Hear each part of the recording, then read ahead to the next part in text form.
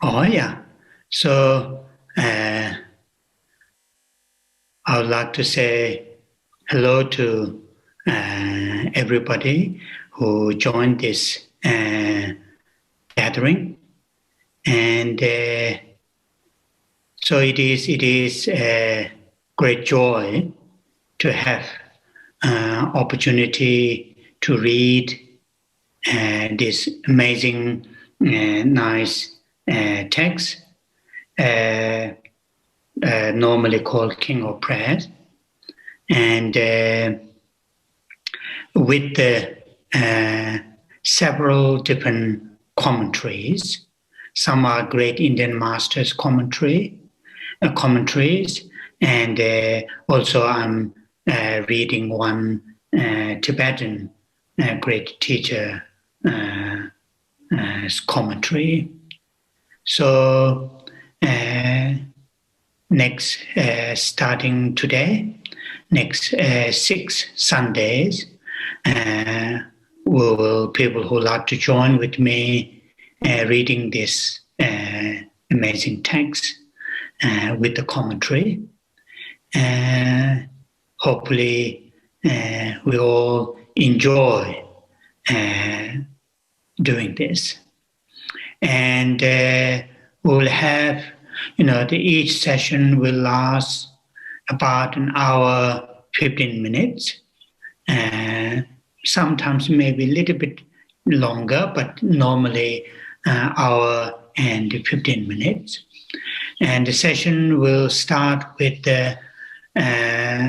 making sure, our intention or the motivation to participate this gathering is a positive, constructive intention.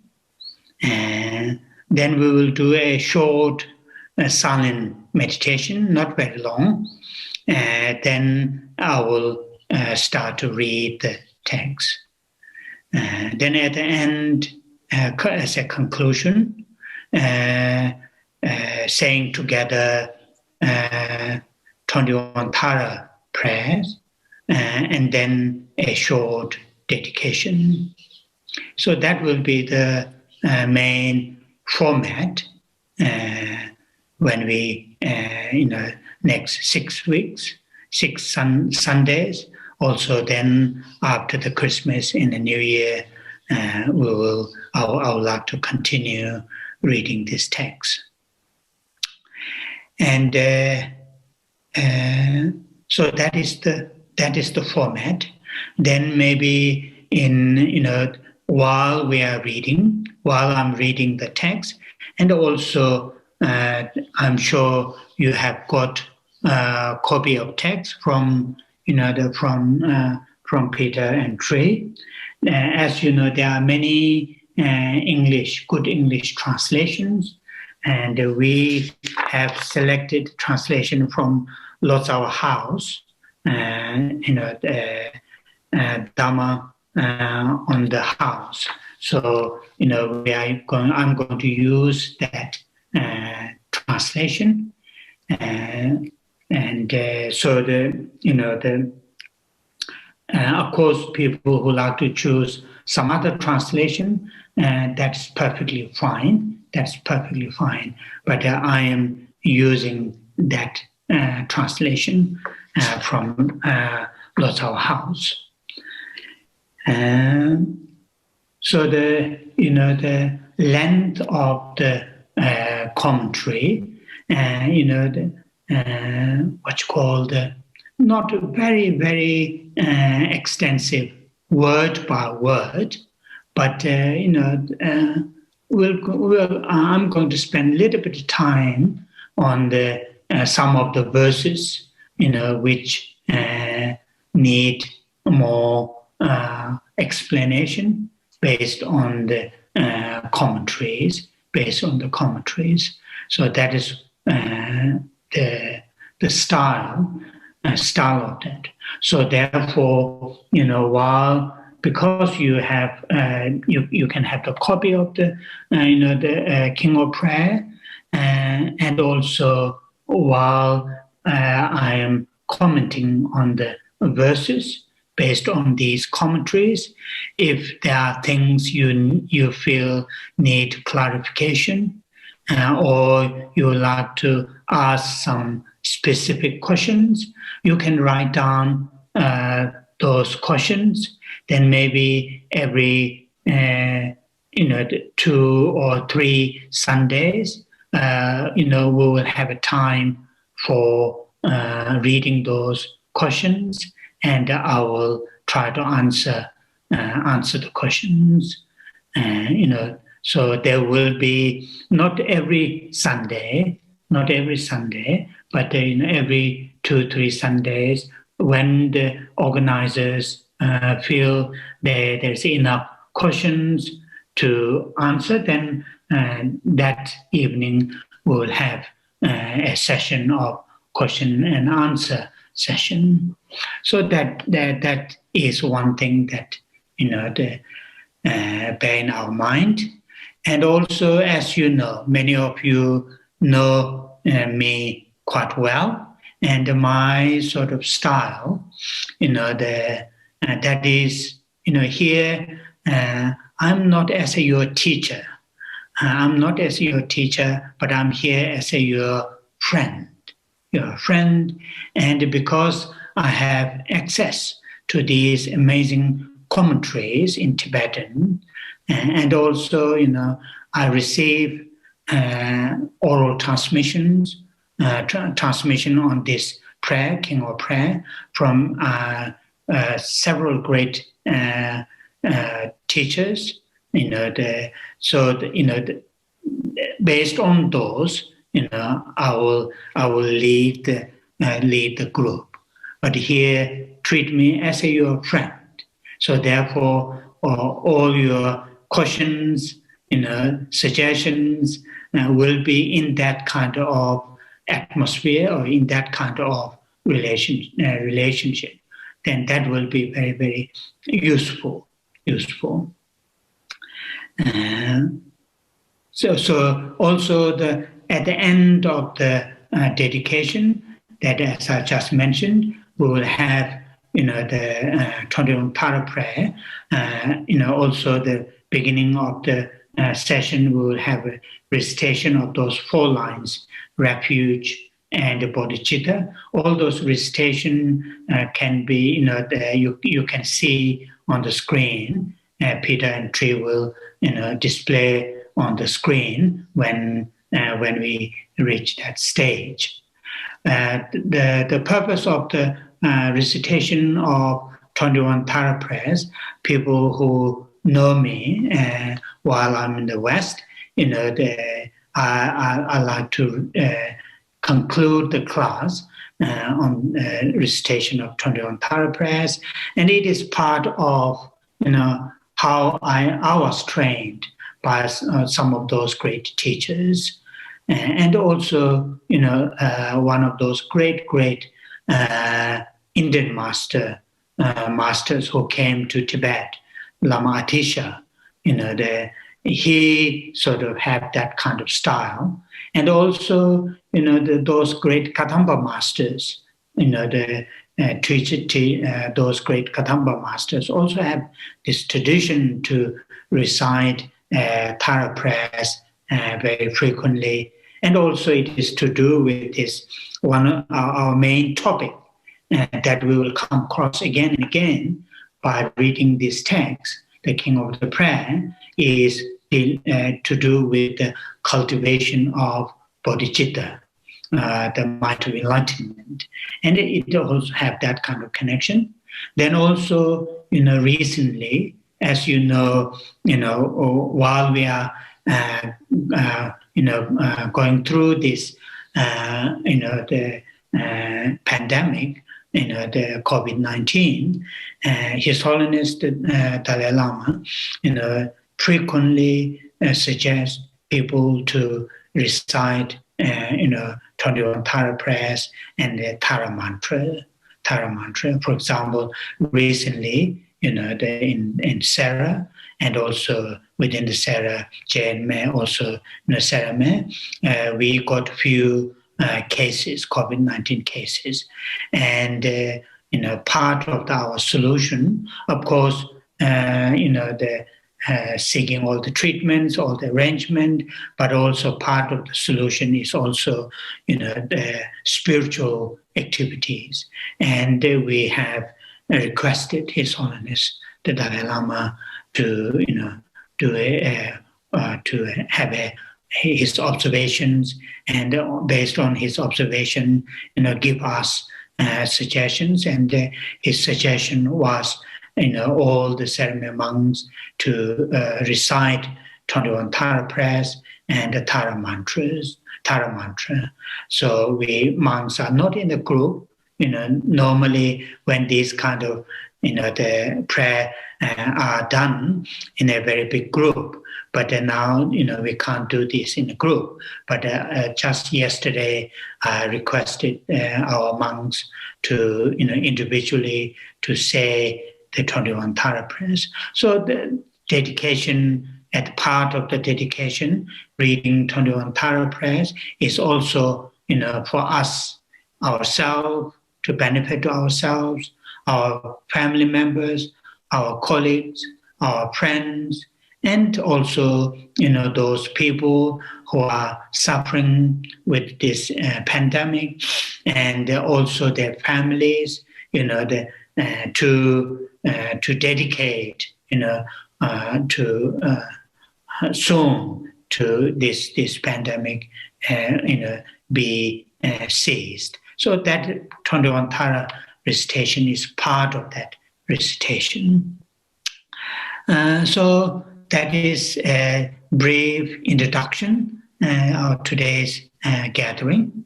So now we will go straight to the first part, that is, setting our setting a positive, a constructive intention, intention, and that is done, with the people who are not Buddhist, but still would like to participate here, or people who are Buddhist, that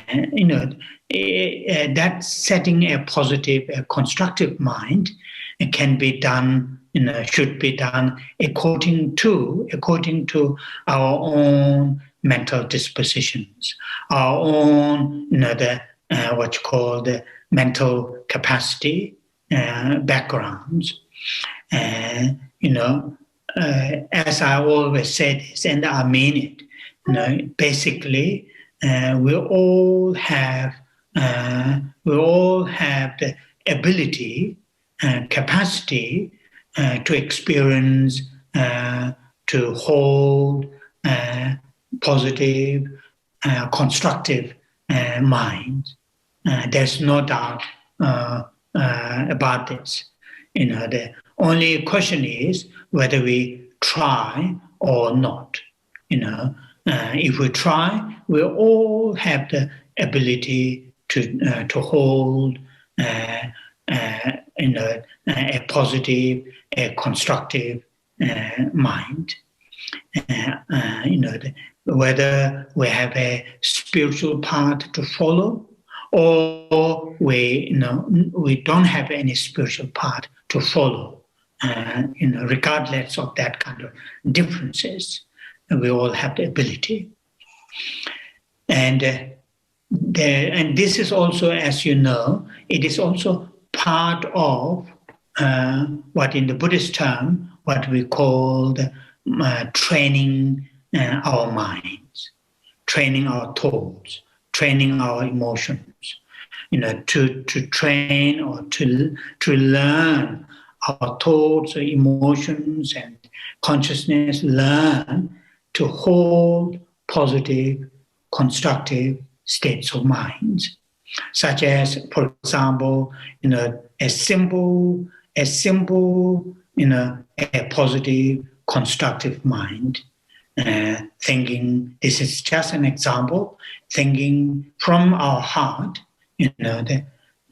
today, I'm going to spend my day, my activities, regardless of different activities, routine, or very unique.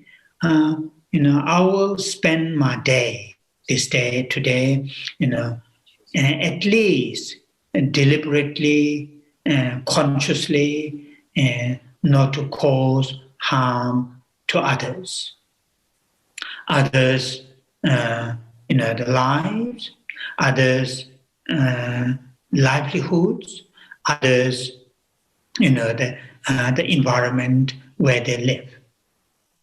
And that is something, very, very positive, very, very positive to hold that kind of mind. At the beginning of the day, the moment we open our eyes in the morning, just to hold that kind of mind. As His Holiness Dalai Lama says very frequently, he shares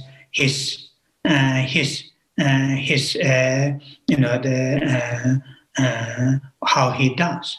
He says very often, morning when he wakes up, either to hold an image like the Buddha or other great masters' images, or just to recall a particular verse that really holds a positive message.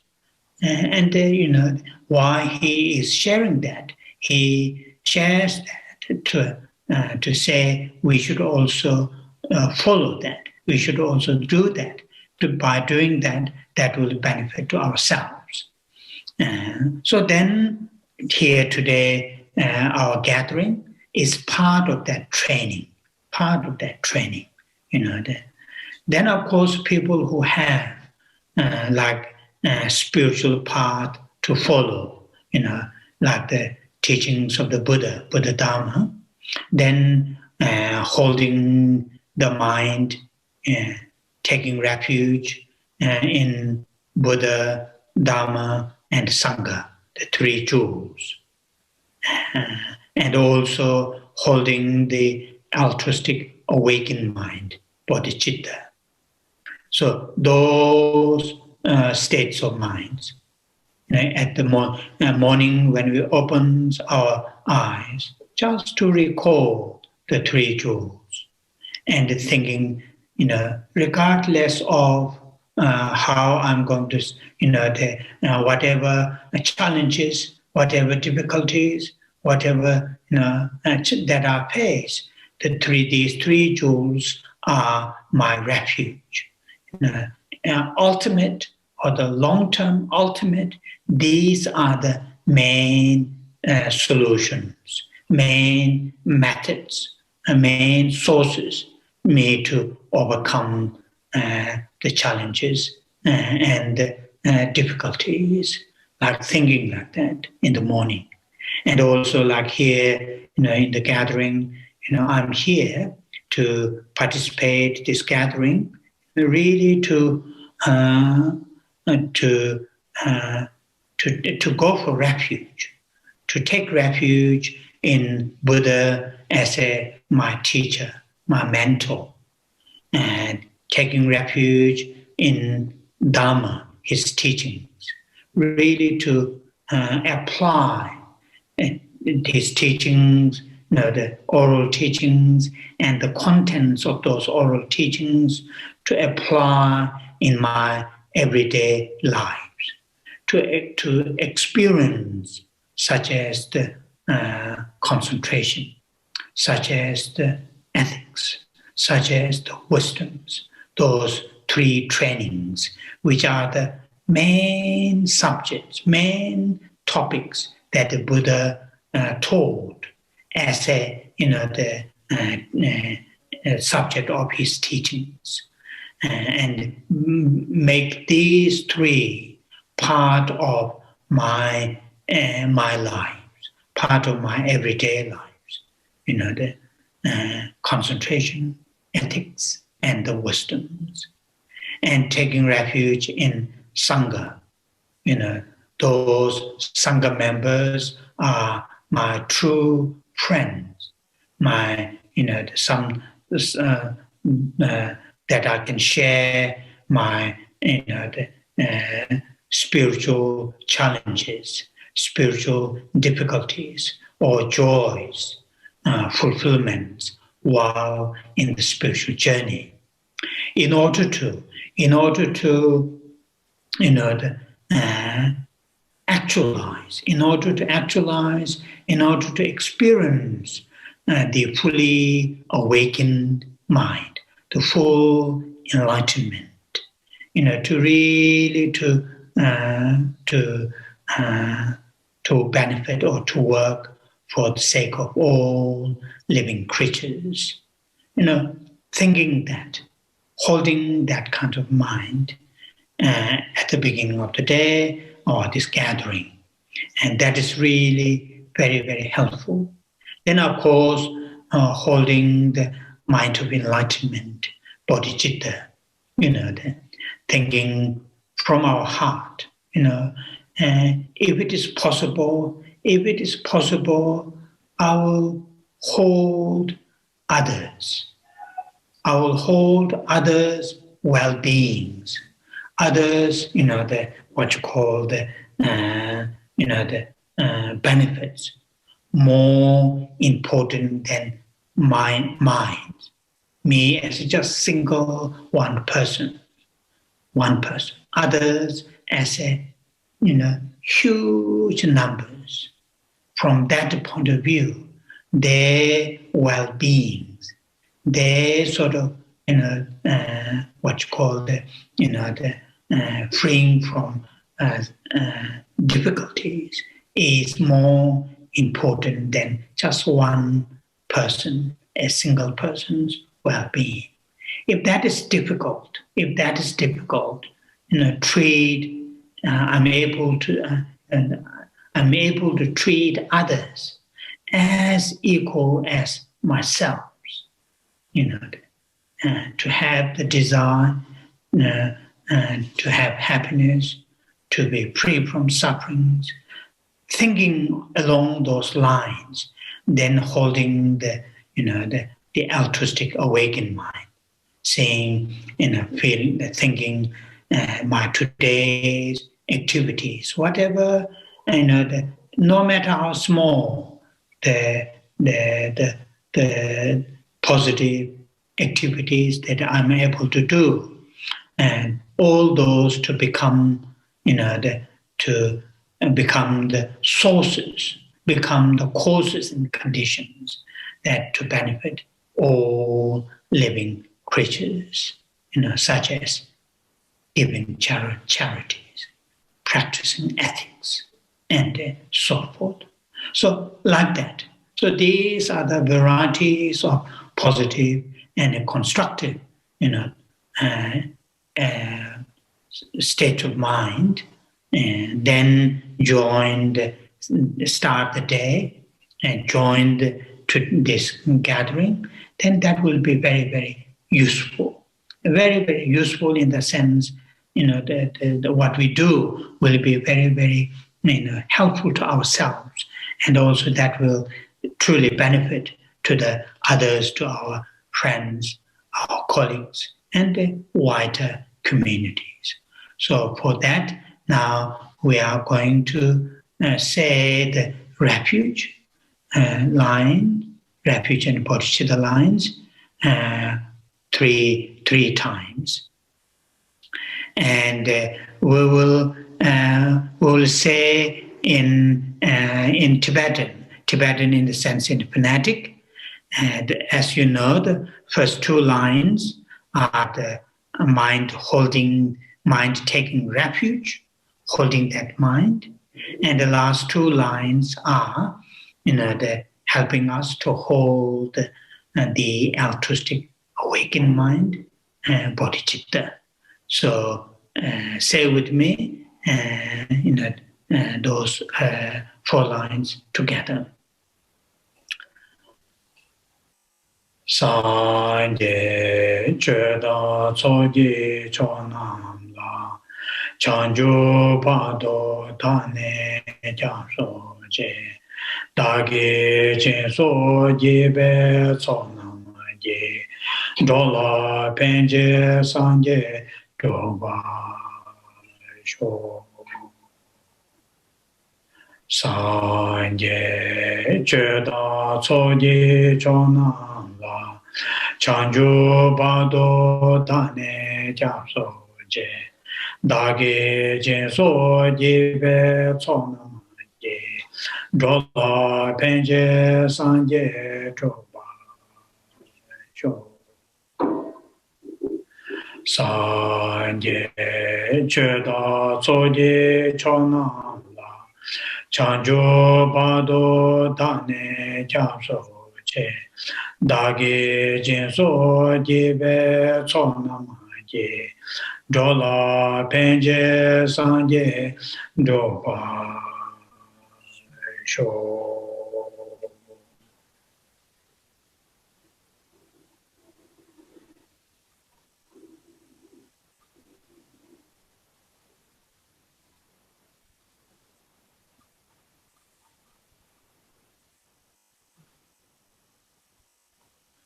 Oh, yeah.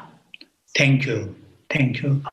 So now we will do, although we are in a different time zone here now, nearly 8:30, and just before going to bed, doing meditation may not be that productive, but there's some other places a little bit early, and that will be quite, your mind will be quite fresh, but regardless of how productive that will be, we will do this short silent meditation.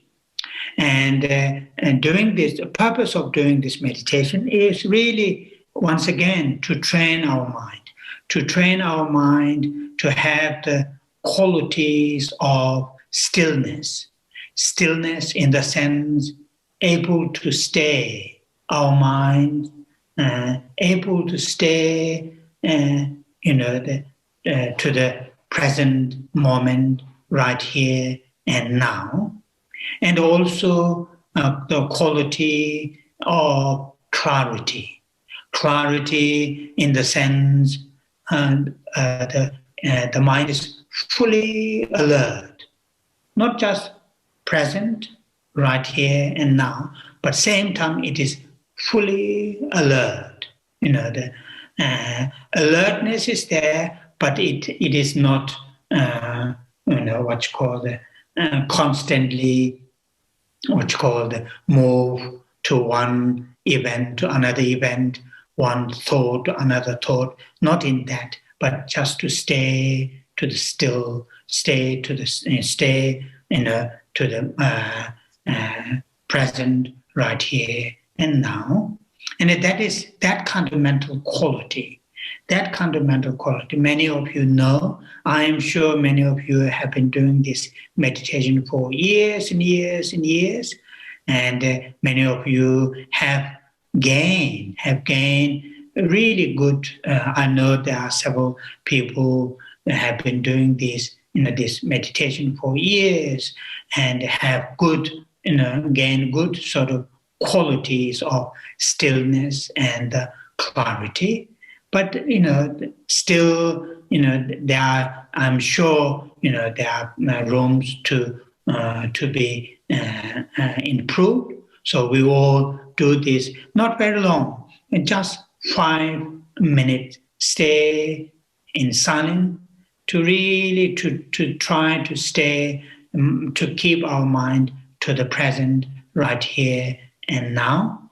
But over the next, hour, every now and then we will have, in case if there are new people who would like to know a little bit, I will explain a little bit over the coming weeks on this. But today I will just say, those two qualities, stillness and the clarity, are the main, two qualities that we will try to, cultivate during this short silent meditation. And you can use your breathing, you can use an image, you can use a pleasant sound, whatever that you're going to use, or don't use anything like that. Just use your mind itself as a anchor to stay to the present moment right here and now. So just 5 minutes a silent meditation.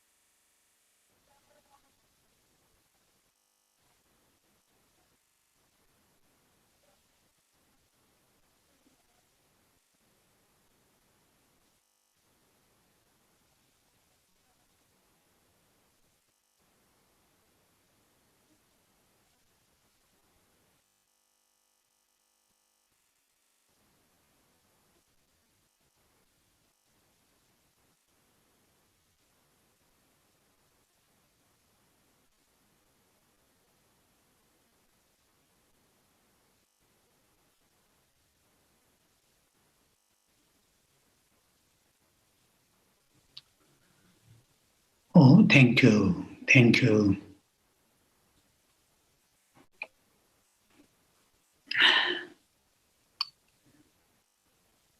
Oh, yeah. Now we are going to start reading the text. And so the text itself is according to the, the Tibetan, the which called the Kangyur. Kangyur is the, the texts, 108 volumes, which are, attributed, of the teachings of the Buddha. It's called Kangyur. Ka is the sutra, that means the teachings of the Buddha, the historical Buddha. Gyur is translated. So translated from Sanskrit into Tibetan. There are 108 volumes, texts, which are attributed to the historical Buddha. And there are 230-something volumes called Tengyur. Ten means Tenchu, that means what's called the commentaries. Commentaries, written by those great Indian masters. And these great Indian masters' texts are, translated into Tibetans, and that's called Tengyur. Tengyur. And this text, the King of Prayer, commonly called, within the Kangyur, that is, within those 108 volumes attributed to the historical Buddha, according to the, the bodhisattva and the teachings, or quite often called according to the, so that is how, where this text comes from. And among these 108 volumes of texts attributed to the historical Buddha, and these 108 volumes are divided into different groups, according to the subject matters. According to the subject matters, they are put into different groups. And this one, in Tibetan, this text comes from within a group of texts called the sutra, which is in Tibetan, which is called Palpoche Do Palpoche. So that is the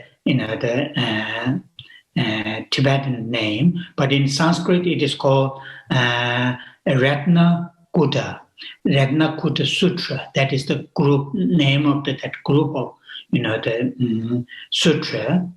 And this among these, this King of Prayer comes from in Tibetan called Dongbol Gobedo, and that is the particular within that group that the King of Prayer comes from that particular section called Dongbol Gobedo in Tibetan.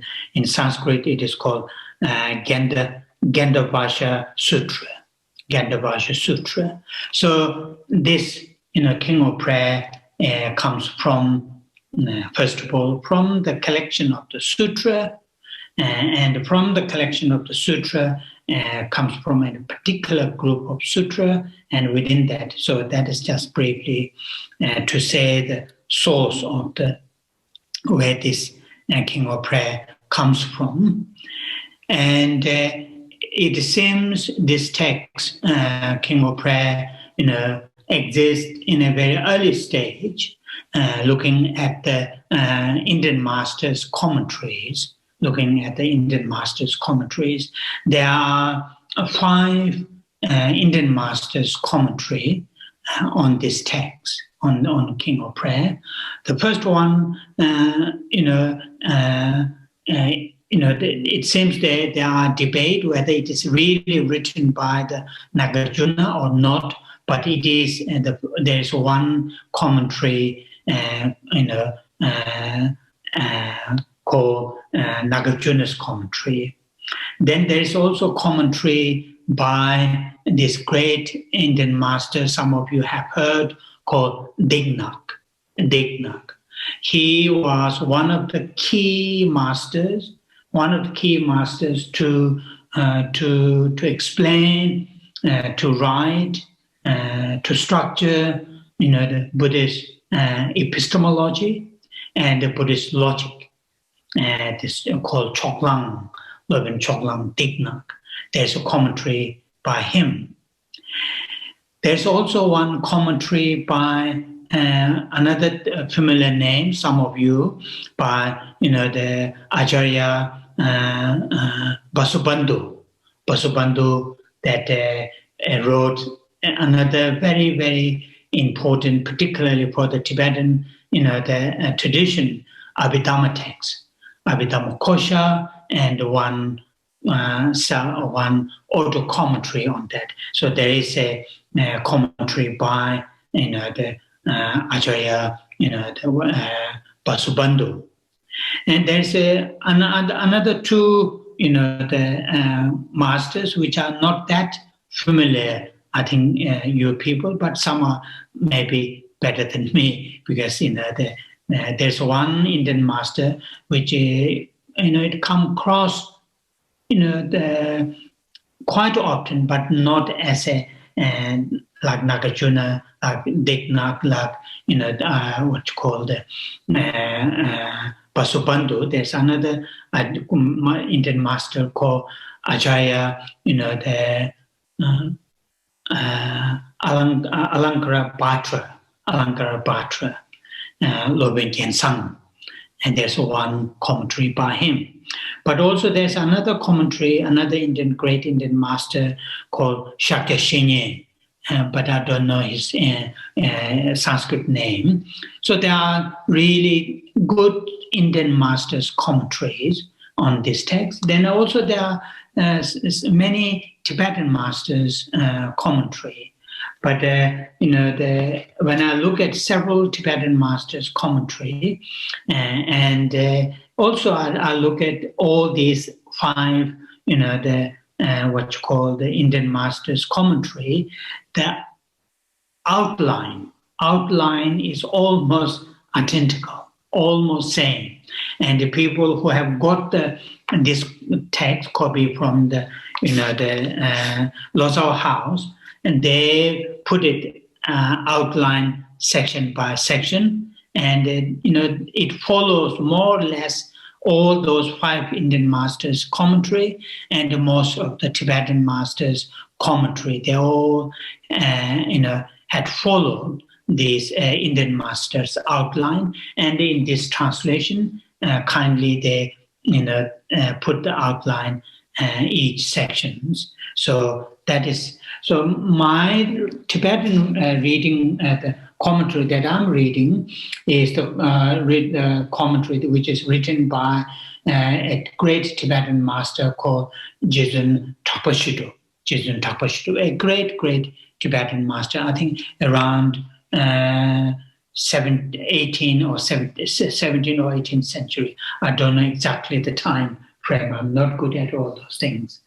So that is his. I'm reading on his commentary, and what you call this also. A few weeks ago, or about 2 months, I read the Maitriya's prayer for love. And also I was dependent on, I read the commentary by the same master, Jetsun Drakpa Shedrup, when last time when I was reading that Maitriya prayer of love. So that is just in terms of the materials. So in this King of Prayer, there are 60 something verses. 63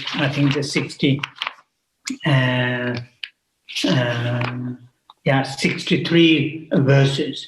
The last 2-3 verses are debate whether it is there originally or not. for example, the commentary named by Nagarjuna and some other 2 or 3 Indian masters, they have not mentioned the last 2 or 3 verses, but that's not important. But so there are 63 verses that in the King of Prayer. So that is just in terms of the material. Now we are going to look at the text itself. So in Tibetan, Sangchömalam, so that is in Tibetan. And in English here, the translator, they put it saying, King of Aspiration Prayers, Samantabhadra's aspiration to good action. Good action or good deeds, there are different translations.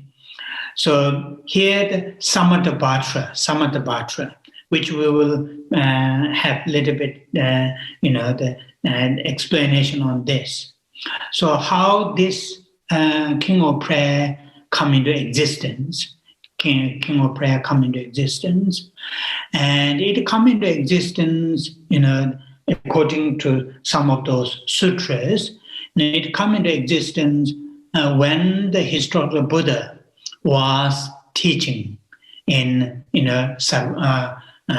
Sarvasti, where he spent many of his reigning retreat after his enlightenment.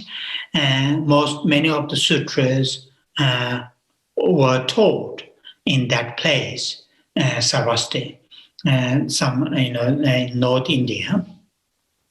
And one of the local merchant's son, or the local business young son, was called in Tibetan Norsang. Norsang. And he attended some of those teachings. Then, one time, although I don't know whether it's physically or in his imaginations, so he met bodhisattva, Manjushri, Champa, bodhisattva Manjushri.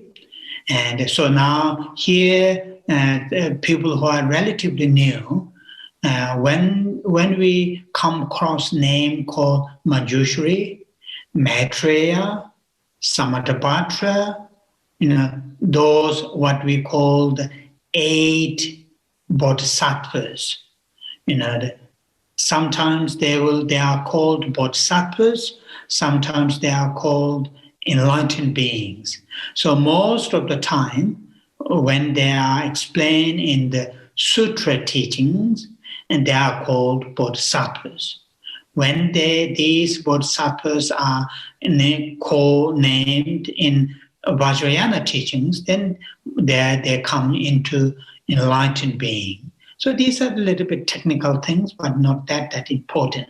But here, this local young boy, son of the local big businessman, come across the teachings of the Buddha, and along that he come across the Bodhisattva Manjushri. And when he heard the teachings from the Bodhisattva Manjushri about the cultivation of the bodhicitta, cultivation of bodhicitta, this young man, the Norsang, extremely inspired by this, teachings, cultivation of bodhicitta. And he asked Manjushri, where can I get more teachings on this, me to cultivate this amazing mind, the bodhicitta, the altruistic awakened mind.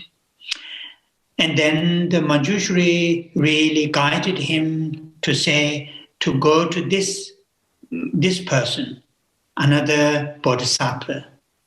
And then, he went to see this person, this bodhisattva, received teachings, but still he wants this young man wants more teachings on the cultivation of bodhicitta, although he already, have sort of cultivated higher states of bodhicitta, but still he wants to receive more teachings.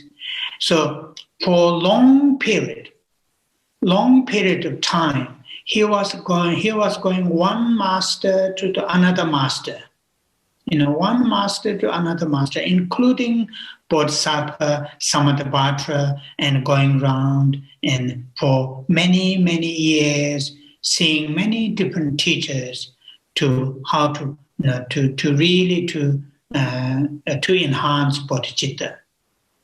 So then, at the end of his journey, he met Bodhisattva Samantabhadra.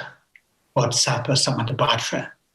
So Samantabhadra, sometimes that when it comes in a relation in the Vajrayana context, Samantabhadra comes with the in the enlightened being,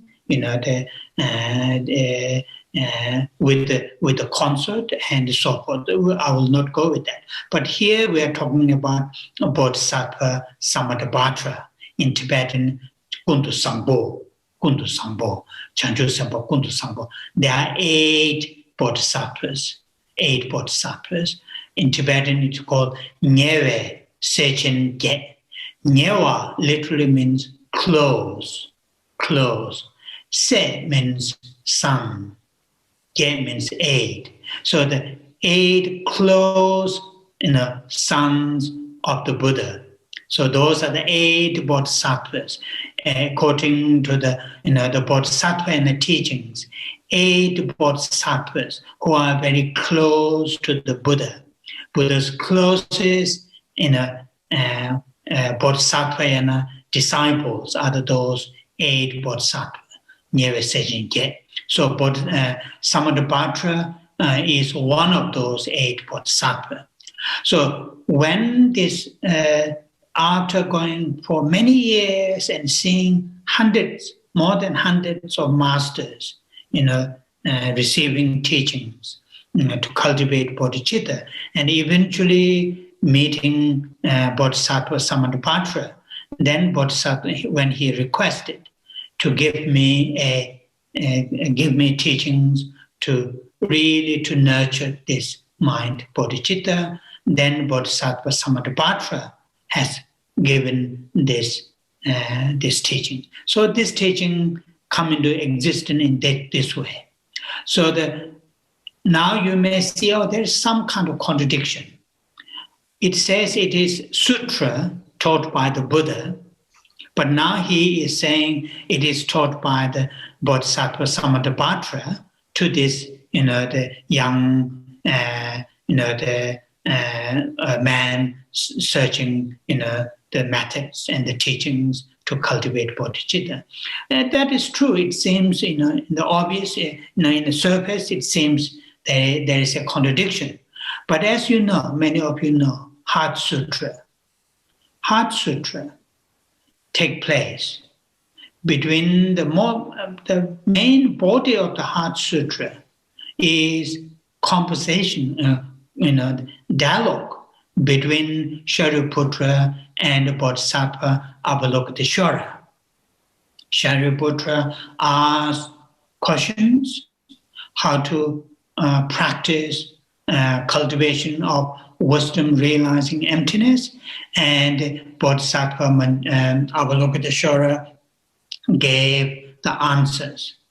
And that activity, that these two great disciples of the Buddha, that dialogue, that conversation took place when the Buddha was in the strong concentration on the on emptiness, and that Buddha remaining in that concentration, then that triggered, or that is sometimes called bless, or that triggered these two, his close disciples, to have that conversation.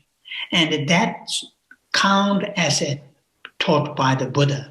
So according to the, according to the bodhisattva and the teachings, if something is sutra, if a certain sutra attributed to the historical Buddha, that sutra doesn't need, taught by the Buddha, his own speech, can be blessed by the Buddha, and then that sutra took place. And that is also attributed to the taught as a sutra, as a Buddha's teachings. And that is how it is. This sutra, this prayer is also Buddha, bless the bodhisattva, the what you call the Samantabhadra, and have that gathering with this young man called Norsam, searching means and methods to cultivate bodhicitta. So in that way, it is counted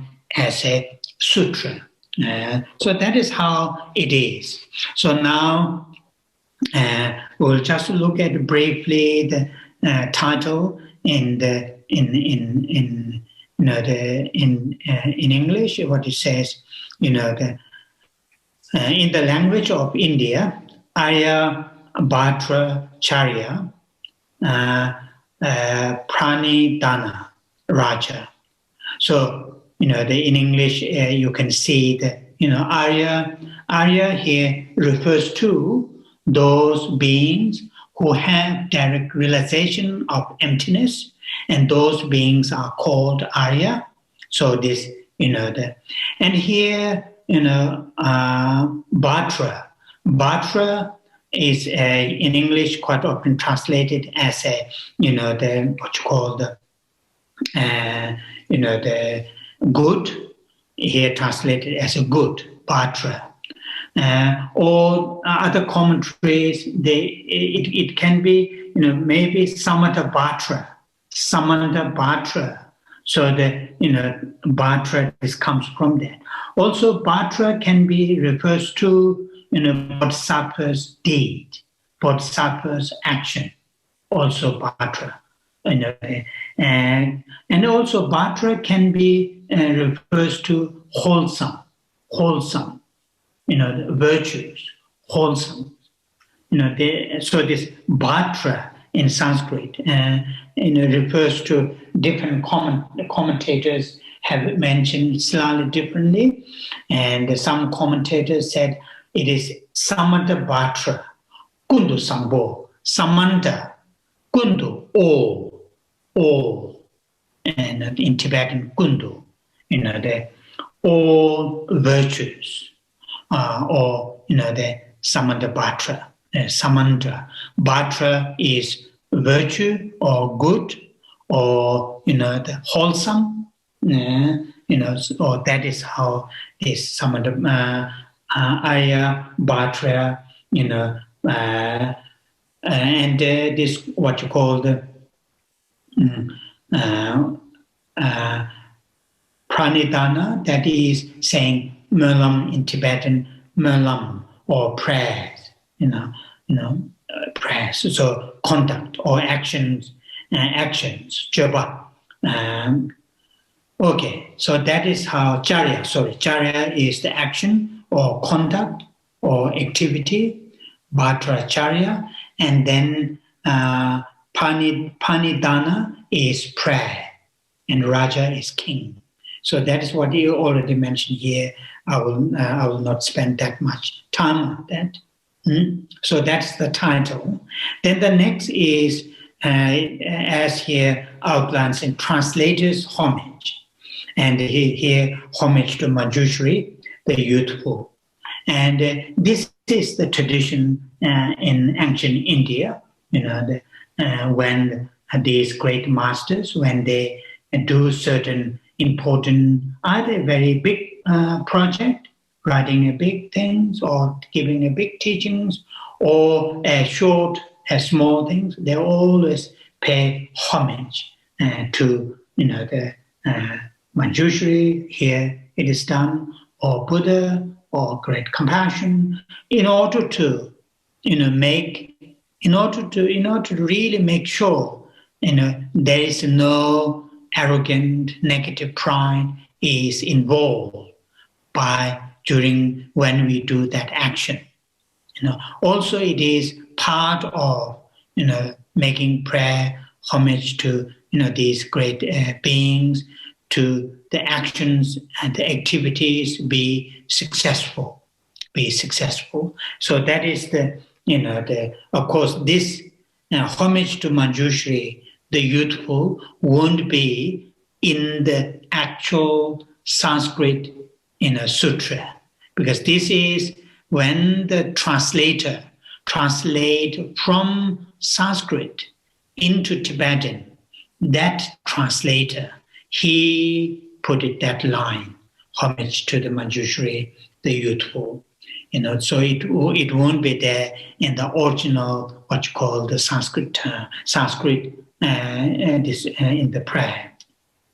So those are just brief background. So today we need to spend a little bit on this because sometimes quite useful. I'm not good at going through what you call the history or all those things. And many of you know, my weakness, many weakness. That's one of the weakness. Okay. Now looking at the King of Prayer itself, and the King of Prayer itself, by these great translators and these commentators,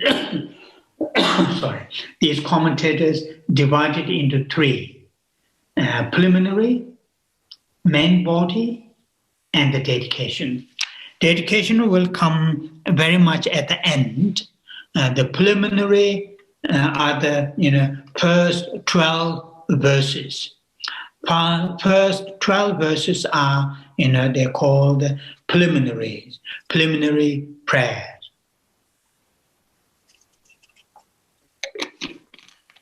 And I'm sure many of you know these seven, sometimes called seven-limb prayer. Seven-limb prayer, and these are the called preliminary. Here the translators put it saying 7 preliminaries for purifying the mind. Sometimes in Tibetan the term may use Tsok Sakpatang Dibachangwa. That means creating the merit and purifying the negativities. So these 7 activities, 7 practices will help us to create virtues, wholesome, and also to eliminate or to purify the negativities. So that is what. These 7 practices, they are very, very common, preliminary practices. Common preliminary practices, not only in the Tibetan tradition, of course, in the Mahayana tradition, we added more and sometimes, more elaborated. But in the Theravadan tradition, also have these many of these practices. As whether they're called preliminary, I don't know.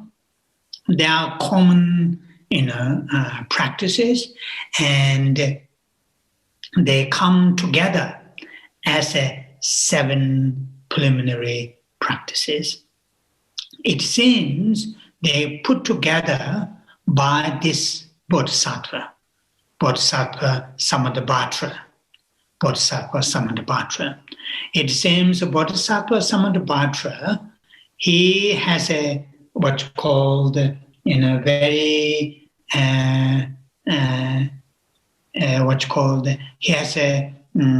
he is very passionate. He is very passionate to do the offering, the elaborate offering settings and making elaborate offerings and so on and so forth. And some of you may have come across, and I also will see in here in this prayer too, to say that my offerings become like the bodhisattva Samantabhadra's offerings. So that is how quite often come across in the bodhisattva practice. So these seven practices, preliminary practices, which is the very, very useful, helpful to learn and to practice. To learn and to practice. Why they are useful, as I've just mentioned, they in the Tibetan tradition, they will create virtues, wholesome. When I say they will create, or traditionally, technically, the term is used, accumulate merit, which I'm not keen with that accumulation. But anyway, they will bring virtues, wholesomes. What does that mean, bringing virtues and wholesomes? When we engage in these practices, that by engaging in these practices, that our mind, our thoughts, our emotions, and ourselves as individuals, to become the term that I usually use, susceptible to enhance bodhicitta, to enhance all other those great compassion, the main virtuous actions that we want to do.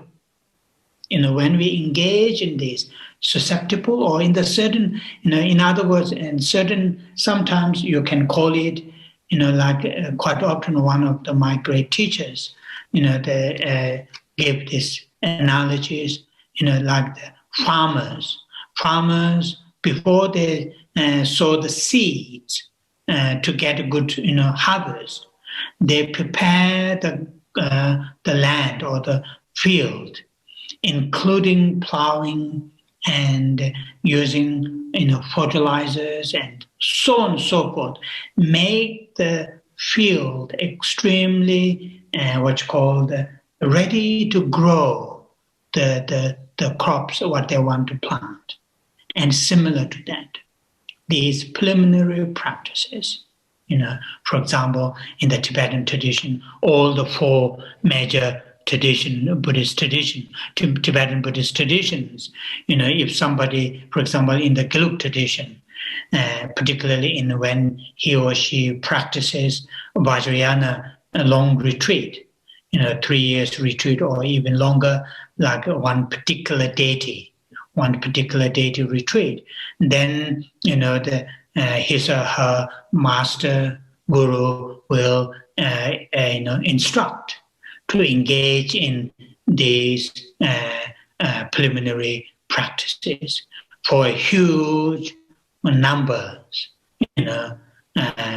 to, for example, 100,000 or 400,000 prostrations and so on and so forth. And like that, the main purpose is not the number. Of course, number may give us the opportunity gradually to train our minds, to really, bring the virtues, create the virtues within ourselves, and to purify the negativities. So that is here, which is important to remember.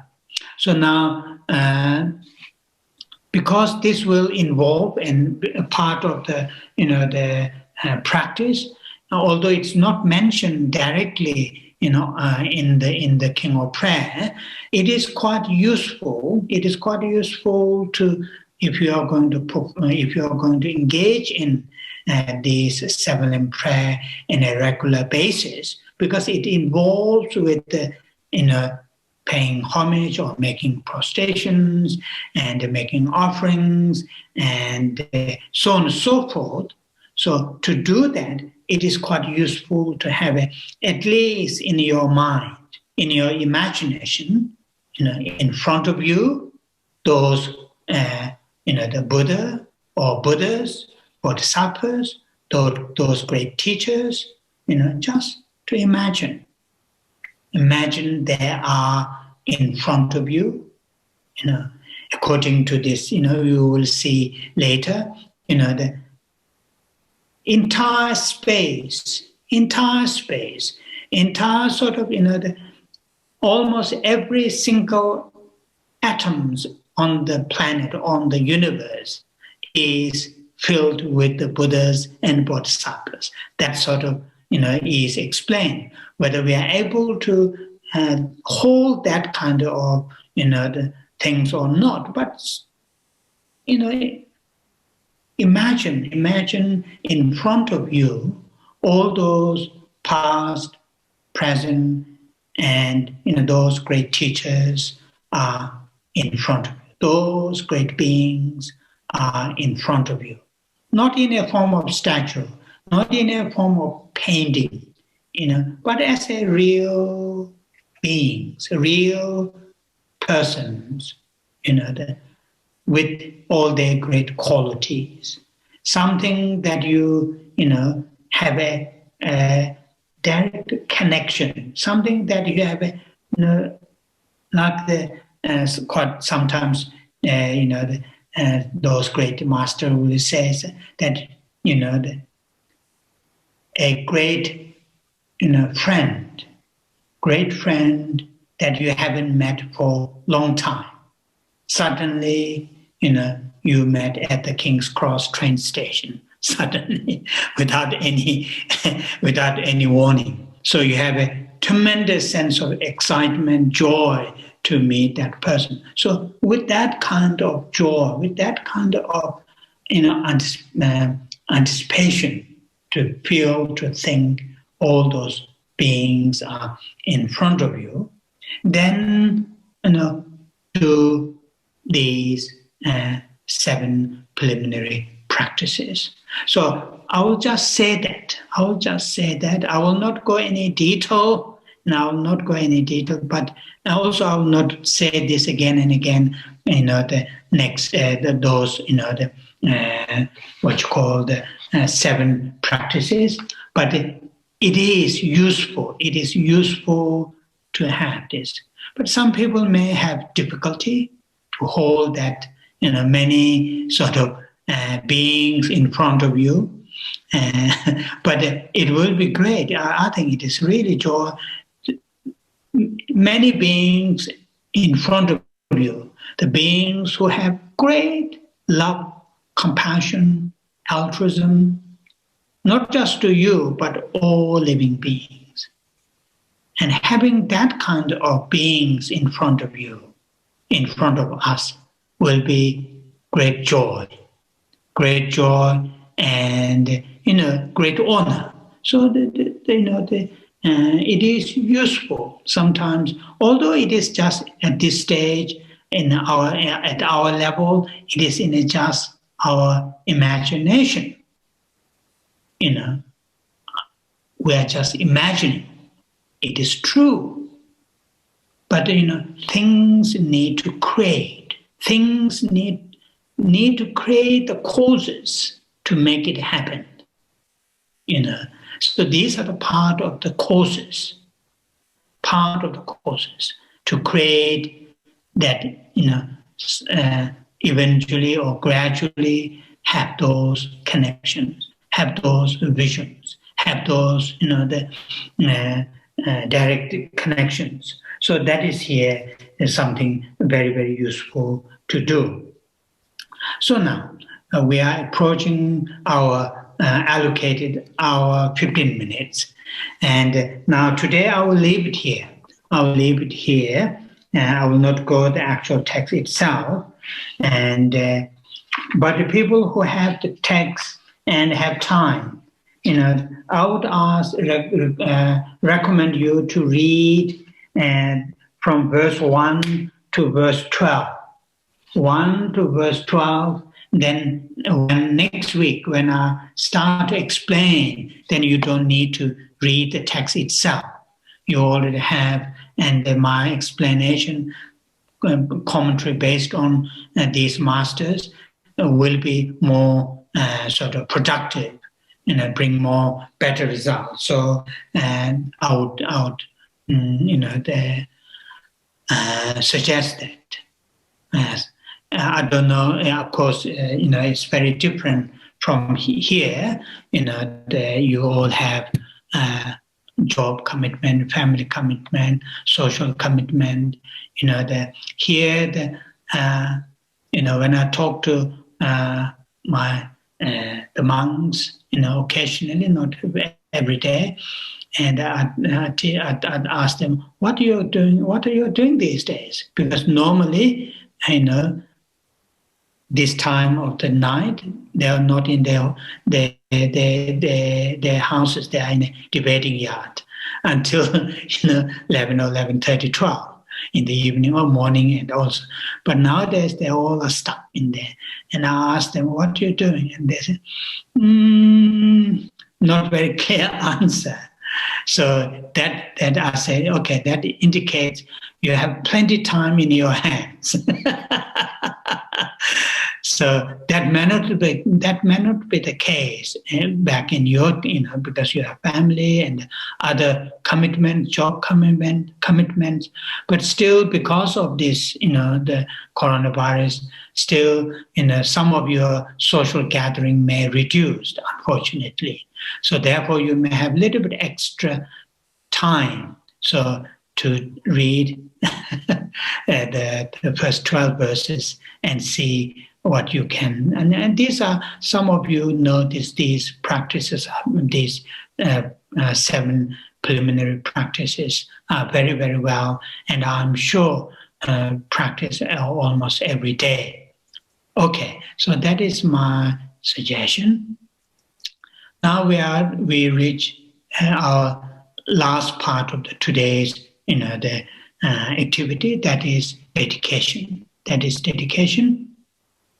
And before saying the dedication verses, we will say the 21 Tara prayers together. And I already mentioned while we are saying the 21 Tara prayer and the dedication, I already mentioned that. I will not repeat. So we will say that.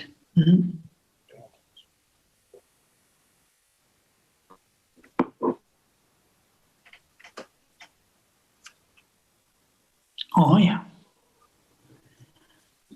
Om Je Je Ma Pa Ma Dro Ma La Cha Ze Lo Cha Ze Dro Ma Nyo Ma Pa Mo Je Ne Ge Je Lo Ta Tam Jik Den Sung Gun Chu Ye Che Ke Ke Sa Che Wa Le Ne Jo Cha Ze Dong Ge Da Wa Gun Do Kang Wa Je Ne Zi Be Che Ka Ma Dong Da Zo Ba Na Ma Ji Rado Cheve Aba Chanze Semu Chone Je Peme Chane Nabara Jemba Zudu Kato Che Soba Samden Ju Chanze Dejin Jebe Zo Dong Tai Nabara Jawa Ju Malu Paru Jimba To Jawe Seji Shindu Den Chanze Doda Ramon Ye Deda Chodan Namga Jigde Dombo Shabye Nende Mabara Truban Shindoba Chanze Dureje Luba Meba Gubanem Chanze Jaje Mela Tsamba Lungla Natso Wanju Chem Jombo Rala Tesa Nanda Nujen Soje Dene Chanze Jeje Chadan Peje Paro Chuku Rabdo Chong Evo Yenja Shakti Nen Mabara Chungba Shindo Param Chanze Duri Jiba Chem Duye Pao Nambara Chong Chuye Shene Chonye Den Dao Tamje Malu Sem Chanze Kunjo Sunzen Chan Seme Toga Nambara Jem Malu Choye Kolo Jem Nangye Veje Zonama Chum Chanze Rapto Kawaji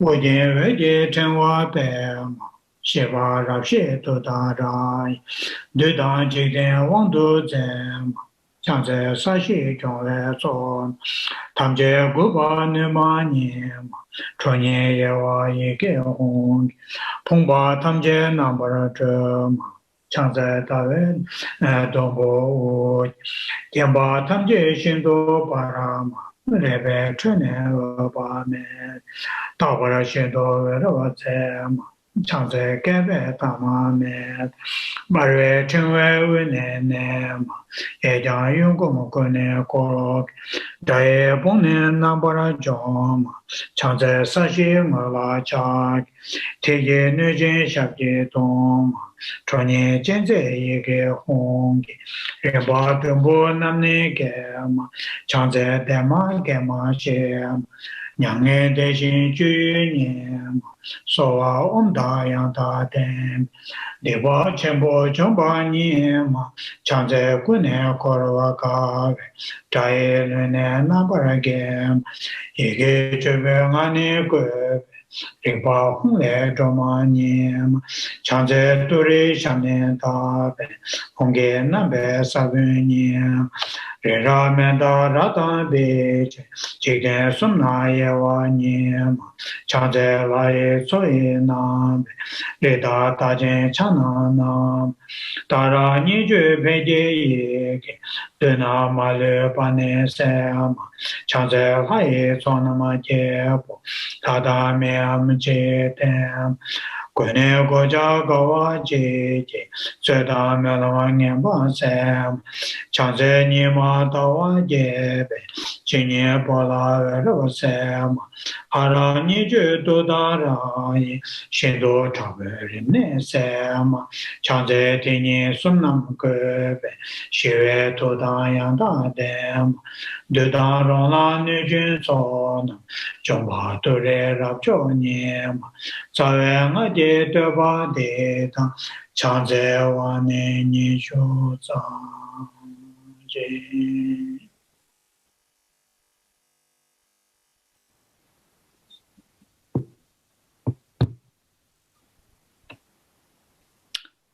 Oh, yeah.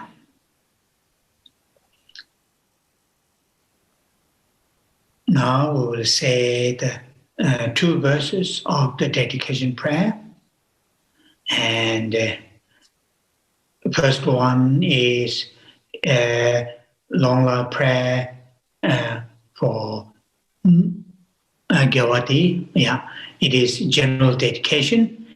And the second one is dedication for cultivation of bodhicitta. And the third one is longer prayer for His Holiness the Dalai Lama. Gyawati Nyuto Da Gyawati Gyugen. Okay. Gyawati Gyugen Sonama Yeshe Zozo Shin Sonama Yeshe Le Chungwe Tamba Kunye Tobara Sho Chanjo Semcho Rinpoche Maje Panama Je Churoche Jeba Nyamba Meba Yang Kone Kondo Pewa Sho Kare Rave Korve Shingamzo Pendan Dewa Malu Chungwe Ne Chere Sewa Tenzin Jaso Ye Shabe Side Pado Tenjuro Je.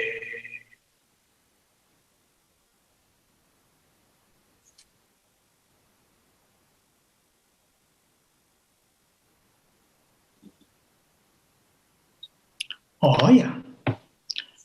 Thank you very much. Thank you very much. And I will see you next Sunday. And yeah, thank you. Geshe, we're going to try to see if we can unmute everybody. I don't know if we're going to be able to, but we're going to see if we can unmute everybody. Okay, try. Try. It's we're not using the same one. We're using a webinar instead of a meeting this time. So, okay. It's all, That's all right. No, it's not. Yeah, it's not really working. Yeah. Thank you. Thank you. Thank you. Yeah. Thanks to everybody. Bye-bye. Yeah. Yeah. All of you. Bye-bye. Bye-bye. Try and get Yeah.